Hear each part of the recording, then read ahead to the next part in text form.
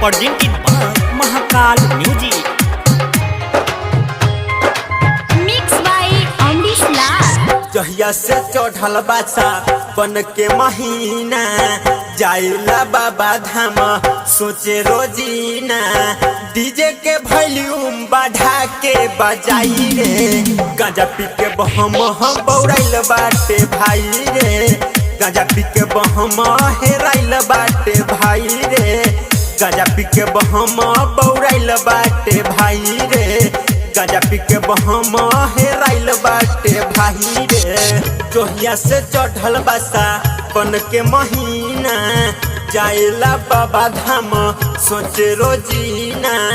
DJ के volume बढ़ा के बजाई रे गांजा पी के बहम बौराइल बाटे भाई रे गांजा पी के बहम हेराइल बाटे भाई रे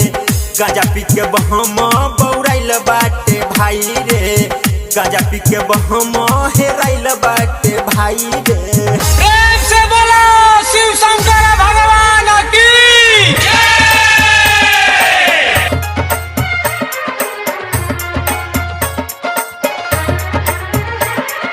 DJ Vikas, Riga Sitamarhi. Mixed by Amrish Lal. अभी तो भाई सबके उम्र बा कहाँ से डीजे पर गांजा पी के कूदी कूदी नहाचे डीजे पर गांजा पी के कूदी कूदी नहाचे अभी तो भाई सबके उम्र बा कहाँ से डीजे पर गांजा पी के कूदी कूदी नहाचे कोहेला सावन हजी भर के पीले सावन के मस्ती में आके तू जीले तबे न भोलेनाथ दर्शन देखाही रे गांजा पी के बहम बौराइल बाटे भाई रे गांजा पी के बहम हेराइल बाटे भाई रे गांजा पी के बहम बौराइल बाटे भाई रे गांजा पी के बहम हेराइल बाटे भाई रे। बोला बोला बाबा गरीबनाथ की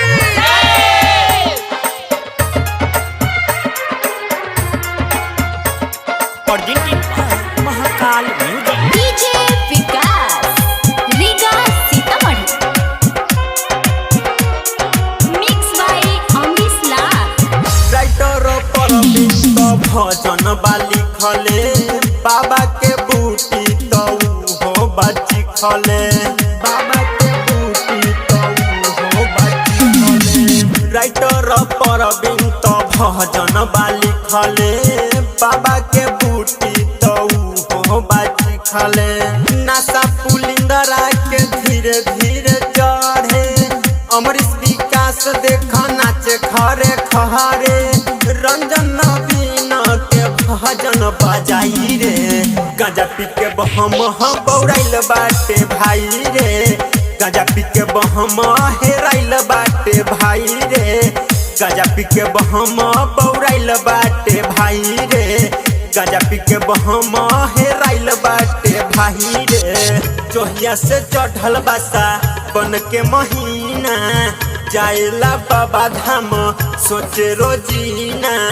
डीजे के वॉल्यूम बढ़ा के बजाई रे गांजा पी के बहम